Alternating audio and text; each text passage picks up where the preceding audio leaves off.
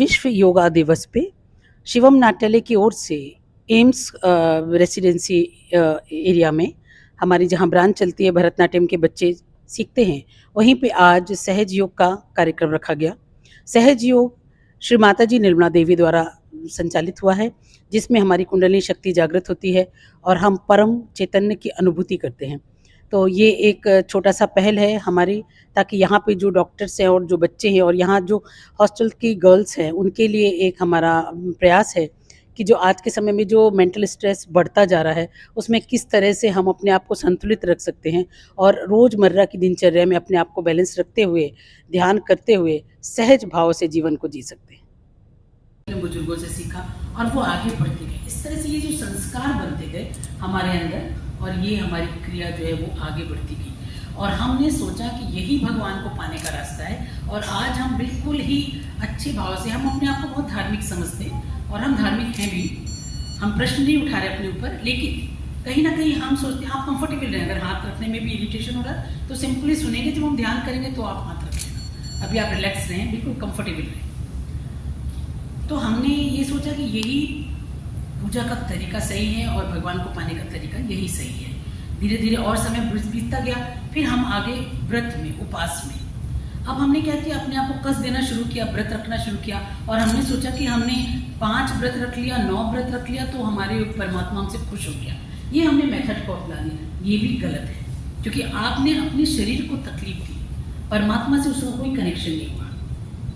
उसे ठीक है, वो देख रहा है आप क्या कर रहे हैं, क्योंकि वो सर्वव्यापी है, वो सबको देख रहा है, लेकिन वो देख रहा है आप क्या कर रहे हो, अपने शरीर को तकलीफ दे रहे हो। तब जब आप पूजा में बैठते हो तो आपका ध्यान कहाँ रहता है, अपने पेट में, तो आप सही मायने में उस तक नहीं पहुंच पाते। तो इस तरह से कई व्याधियां हैं परमात्मा तक मिलने में, पहुंचने में। उसके बाद हम चलते हैं, अब पूजा पाठ को जो हमने जो रूप दिया वो और भी बढ़ता गया। फिर हमारे पास टाइम कम हो गया, फिर भी हम धार्मिक हैं क्योंकि, तो हमने अपना टाइम निकाला 5 मिनट पूजा के लिए, नहा धो के आए और जल्दी से अगरबत्ती घुमाई, 2-3-4 जो हमने मंत्र हमको याद है वो बोला, घंटे लगाई, भगवान को प्रणाम किया और हम घर से बाहर निकल गए। और हम अंदर से संतुष्ट हैं कि हमने पूजा की।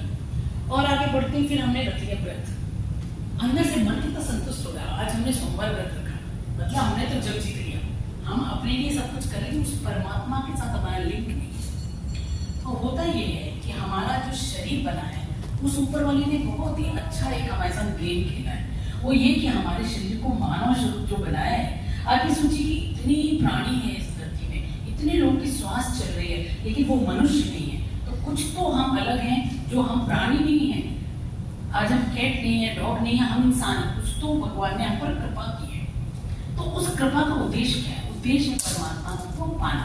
तो उसने क्या किया, बहुत ही सहज भाव से परमात्मा ने एक कुंडलिनी शक्ति को हमारे शरीर की रीढ़ के सबसे निचले स्थान, रीढ़ के सबसे निचले स्थान पे त्रिकोणाकार अस्थि, जिसको सीक्रम बोल कहते हैं, उसमें पवित्र अस्थि, उसमें इस कुंडलिनी शक्ति को रख दिया।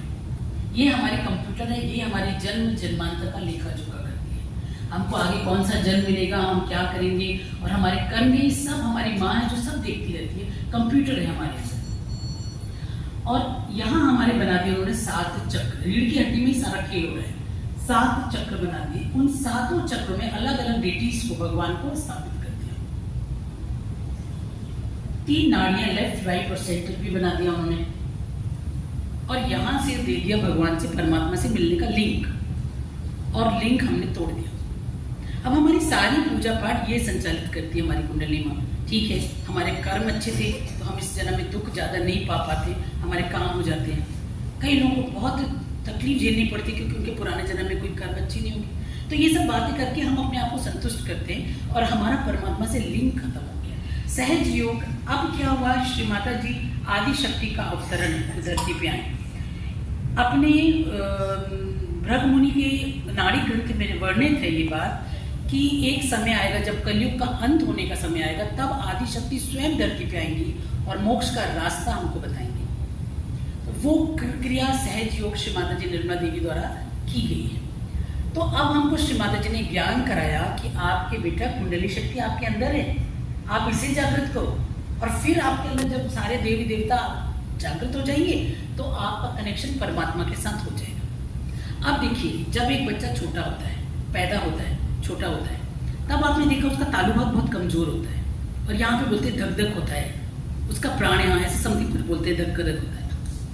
वो हमारी कुंडली शक्ति है। छोटे से बच्चा, क्योंकि उसको बोलते हैं ना भगवान स्वरूप है, क्यों बोलते हैं? इसीलिए क्योंकि उसकी कुंडली शक्ति जो है वो यहाँ पे होती है, इसलिए भाग बहुत कोमल और धक धक धक धक करता है। यहाँ वो नाचती रहती है कुंडली शक्ति, क्योंकि परमात्मा का है आशीर्वाद। अब धीरे धीरे जैसे जैसे बच्चा बड़ा होता है और बच्चों को सहज जो बहुत आसानी से मिलता है, क्योंकि कुंडली शक्ति उनकी यहीं कहीं है, ठक से ऊपर आ जाती है माँ को देख के। ये आदिशक्ति माँ है, कुंडली शक्ति गौरी है, तो ये श्री माता जी को पहचानती है। तो बच्चा जब छोटा होता है तो ये अब जैसे जैसे वो बड़ा होता जाता है उसके संस्कार जुड़ते जाते हैं और कुंडली शक्ति धीरे धीरे धीरे धीरे जाके सो जाती है और फिर हम सांसारिक जीवन में इतने उलझ जाते हैं कि हम परमात्मा का हमारा लिंक कनेक्शन खत्म हो जाता है। तो इस सहज योग में परमात्मा के साथ आप कैसे कनेक्शन करें ये बताया गया है। अब उसके बाद हम चलते हैं कि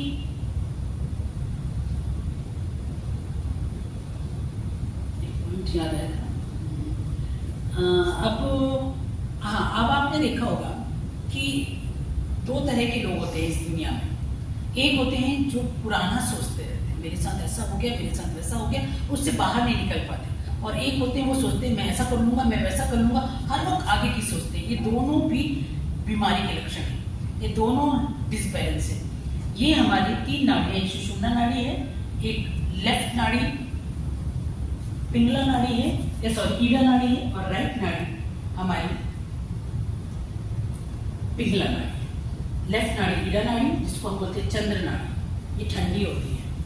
तो ज़्यादातर जो लोग होते हैं ना वो मेरे साथ ऐसा हो गया, मेरे साथ वैसा हो गया, डिप्रेशन हो जाता है, बहुत तरह की प्रॉब्लम्स हो जाती हैं, वो क्योंकि हम लेफ्ट साइड के होते हैं, लेफ्ट नाड़ी की तरफ होते हैं, चंद्र नाड़ी। उसी तरह से सूर्य नाड़ी होती है जिसमें हम आगे का ज़्यादा सोचते हैं, तो डायबिटीज़ और तरह तरह की बीमारियाँ होती हैं।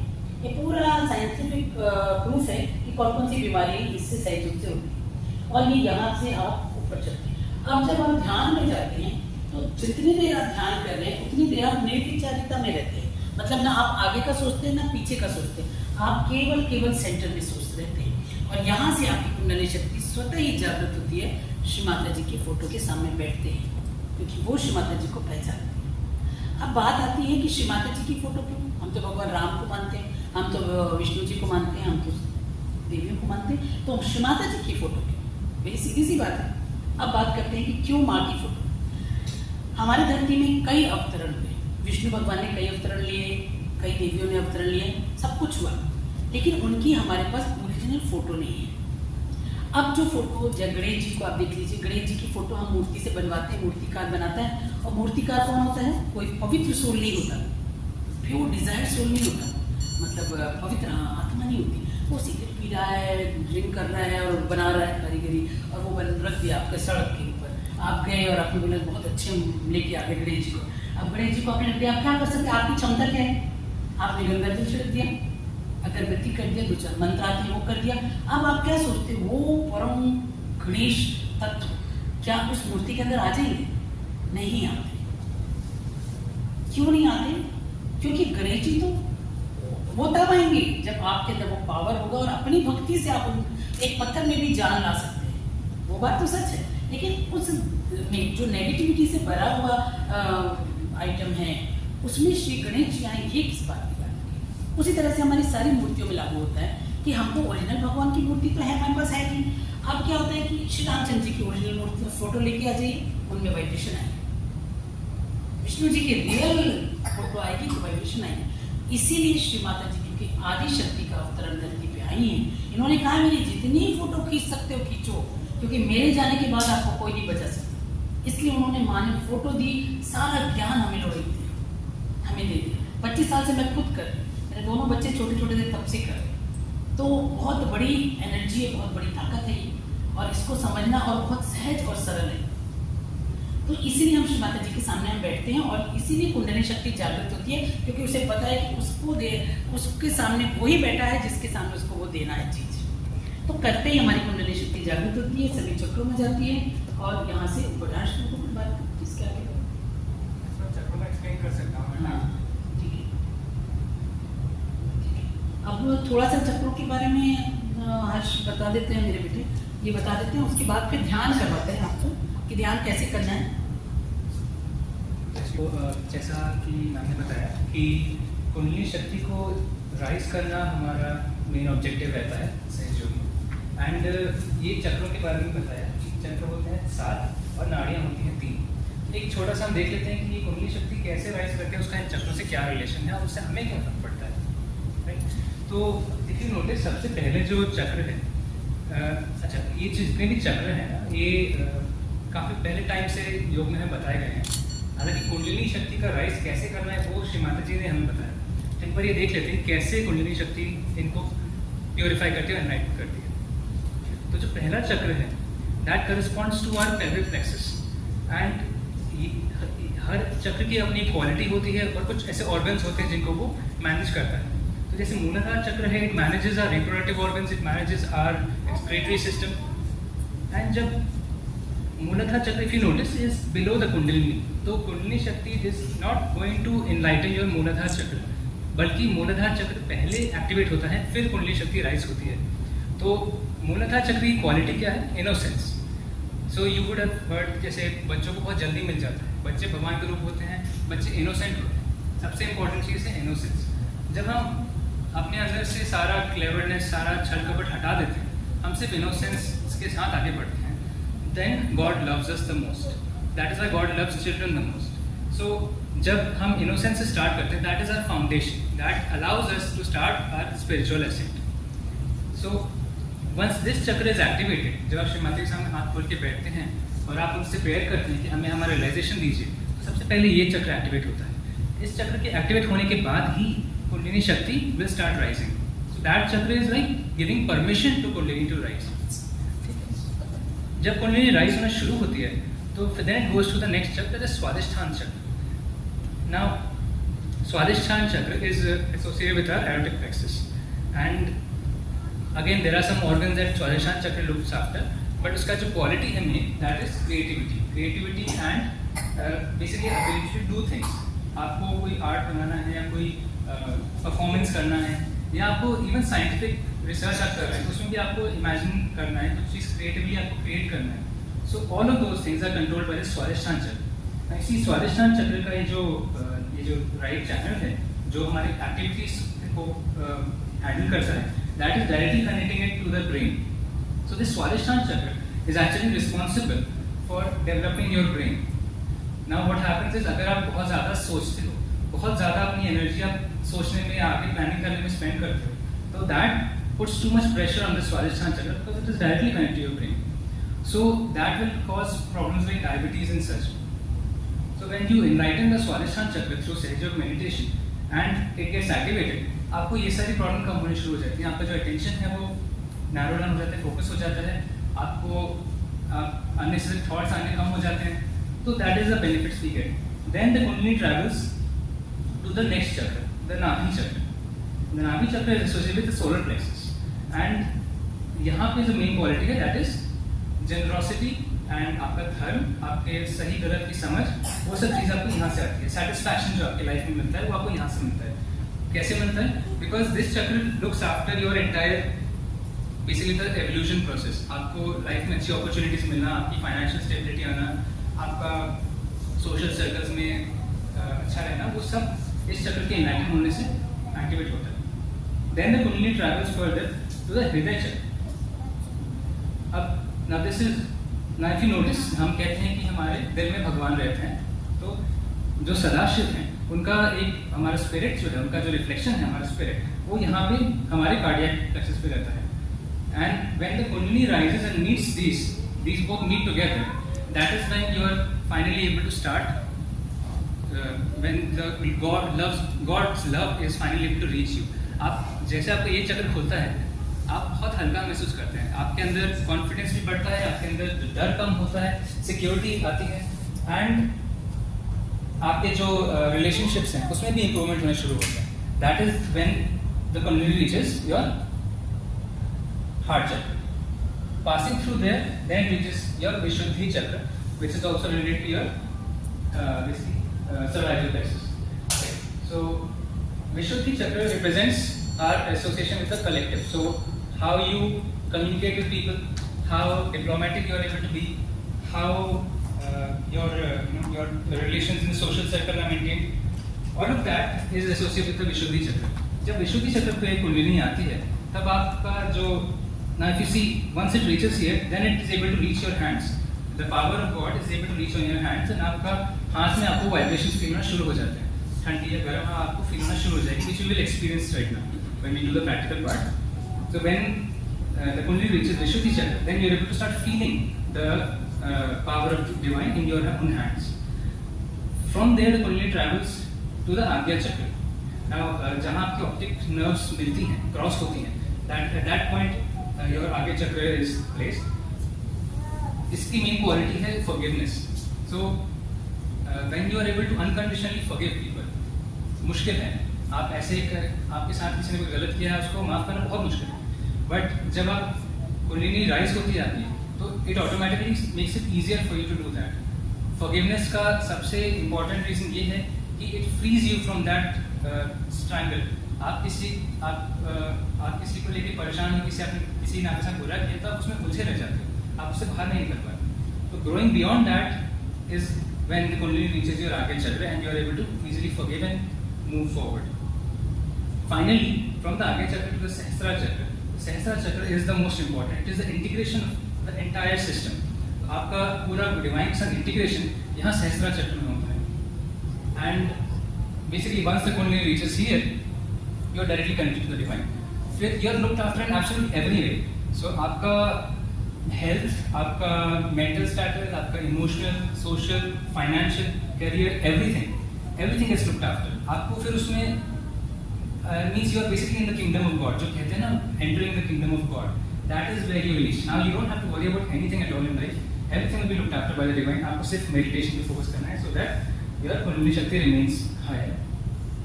So उसके अलावा if you notice ये जो हमारे left और right channels हैं ये यहाँ पे cross हो रहा है. The left is going towards the right and the right is going towards the left. So at this crossing, this is another reason why forgiving is important, because at this crossing आपका जो ego और एक super ego दो हमारे अंदर you can say facilities होती हैं. The ego represents that I am someone particular special, I have done something, and the super ego is on the opposite side कि मैंने कुछ नहीं किया, मुझसे कुछ नहीं होता, इस तरह का. तो जो लोग लेफ्ट में होते हैं they are tending towards depression, जो लोग राइट में होते हैं they are tending towards aggression. And यहाँ पर अगर वो दोनों चीज़ उनसे कोई भी चीज़ ज़्यादा हो जाती है तो this path can be blocked. And when we balance ourselves through meditation, this path opens up and the Kundalini is able to reach further up. So this was just a quick description.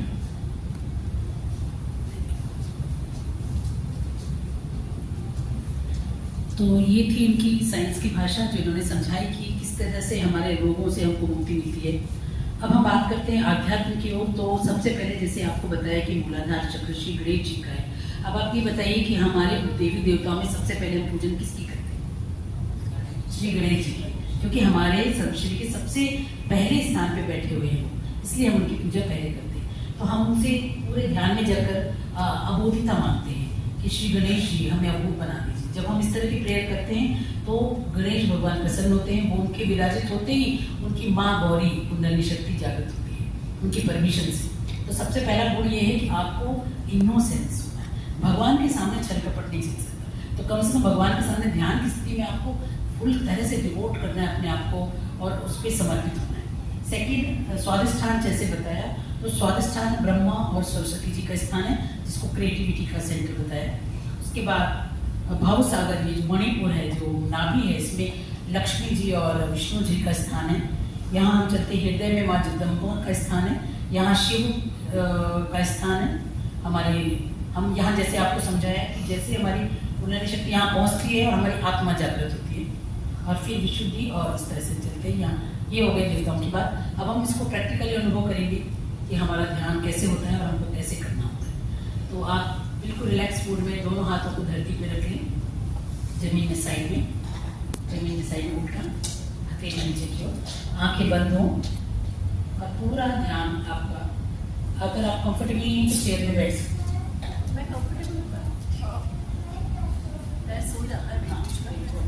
दोनों हाथों को side में जमीन में रखना है.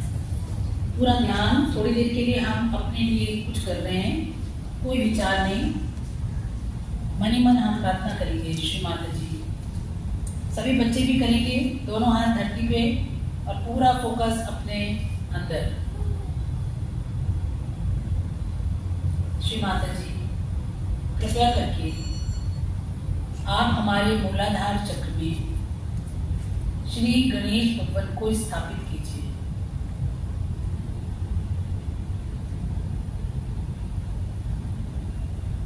श्री माँ, हमें अबोध बना दीजिए, इनोसेंस बना दीजिए।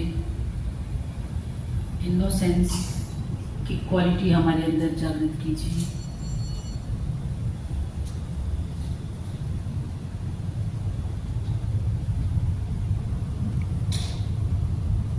पवित्र बना दीजिए।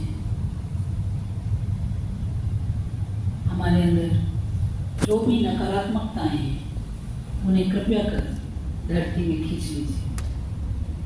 पूरे हृदय से हम महसूस करेंगे हमारे शरीर की सारी नेगेटिविटी धरती में जा रही है।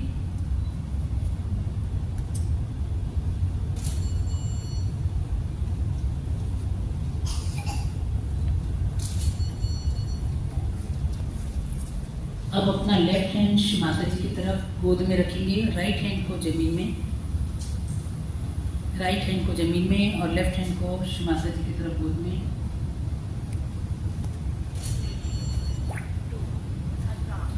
श्री माता जी से प्रार्थना करेंगे, श्री माता जी हमारे लेफ्ट चैनल को शुद्ध कीजिए।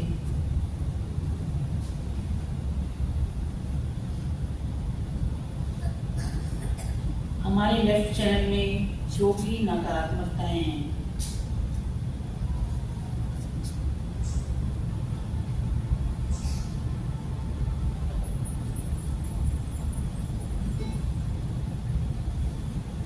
उन्हें धरती में खींच लीजिए। हाथ श्री माता जी की तरफ खोल के रखेंगे और महसूस करेंगे कि हमारे शरीर की सारी नेगेटिव एनर्जी धरती में जा रही है।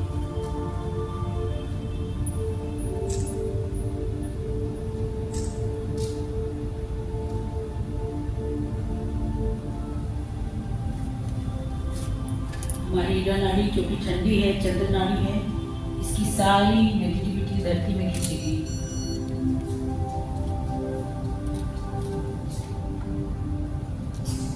हमें परमात्मा को पाने की शुद्ध दीक्षा प्रदान कीजिए। अपने अंदर के चेंज अपने महसूस करते रहेंगे।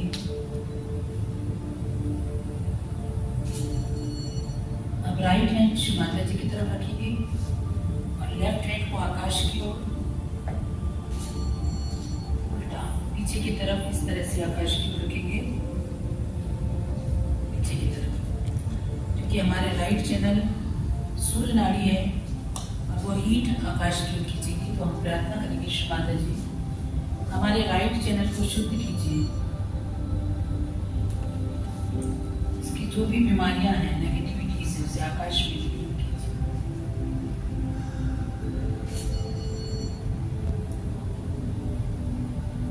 महसूस कीजिए कुछ नेगेटिविटी आकाश की ओर खींच रही है।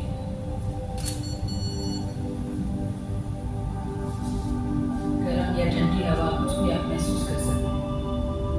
आप दोनों हाथ को सेंटर में रखेंगे, सेंटर जैसे हम परमात्मा के सामने स्थित।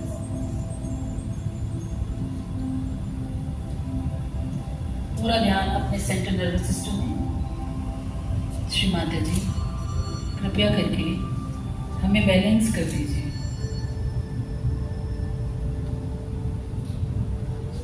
हमारी सुषुम्ना नाड़ी को पूर्ण रूप से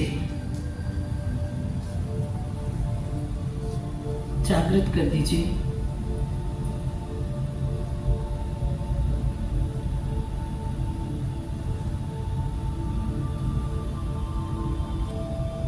हमें हमारा वर्तमान दीजिए श्री माता जी।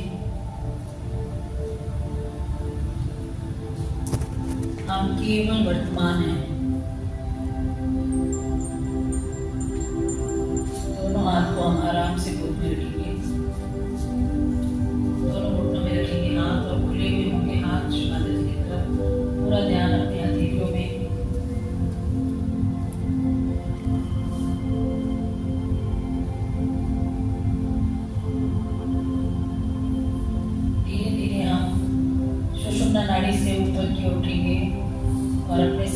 तालु भाग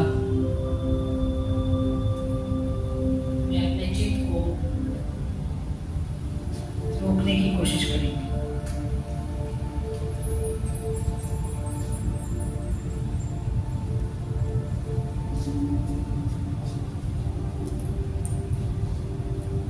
माता जी,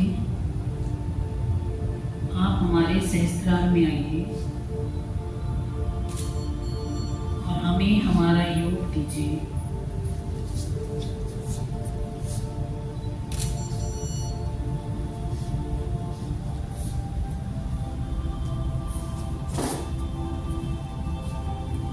हम अबोध बच्चे हैं श्री माता जी, कृपया करके हमारे अंदर हमारा योग गठित कर दीजिए।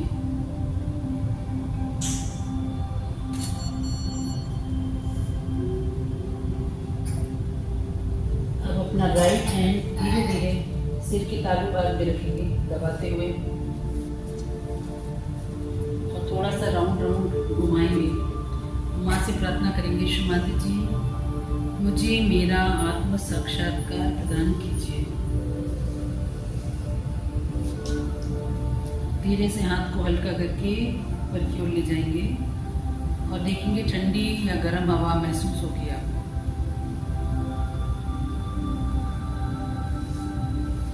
धीरे से हाथ को नीचे ले आएंगे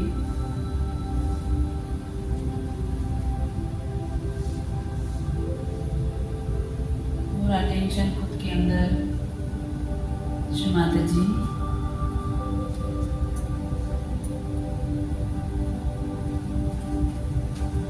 ध्यान में ले जाइए। अपने चित्त का एक छोर हम सिर के तालु भाग में रखेंगे और दूसरा छोर आकाश की ओर लेते जाएंगे, आकाश की ओर।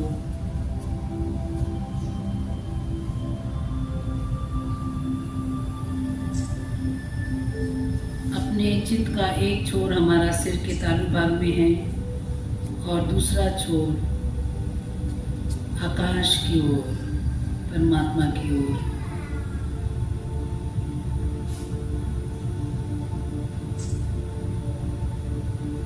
ओम शांति को महसूस करिए। ओम शांति।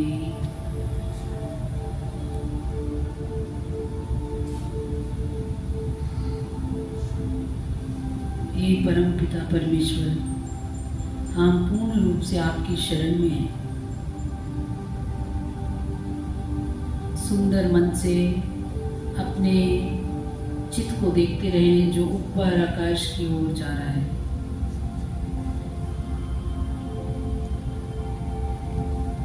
सिर के तालु भाग में कुछ खिंचाव या झंझनाहट को महसूस करेंगे।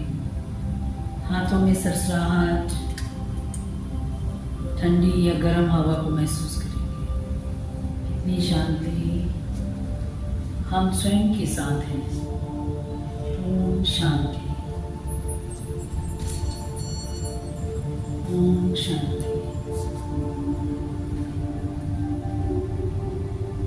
बादलों के ऊपर ब्रह्मांड में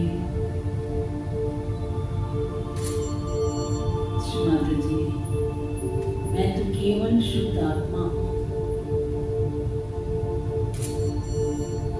श्री माता जी, मैं ये मन, बुद्धि, अहंकार कुछ भी नहीं, मैं तो केवल परमात्मा के द्वारा भेजी गई शुद्ध आत्मा हूँ। मुझे स्वीकार कीजिए माँ। हम आकाश की ओर करेंगे, दोनों हाथ उठाते हुए आकाश की ओर, दोनों हाथ खींच के आकाश की ओर, और पूरा चित आकाश में। श्री माता जी, क्या यही परमात्मा की शुद्ध शक्ति है? श्री माता जी, क्या यही परमात्मा की डिवाइन पावर है जो आज हम महसूस कर रहे हैं? श्री माता जी, क्या यही आपका प्रेम है जो हमारे अंदर बह रहा है? दोनों हाथ आराम से वापस ले आएंगे और जो हमने आपने क्वेश्चन किया है उसको जवाब मिलता हुआ आँख खोल के महसूस करेंगे। अपने वाइब्रेशन पे पूरा ध्यान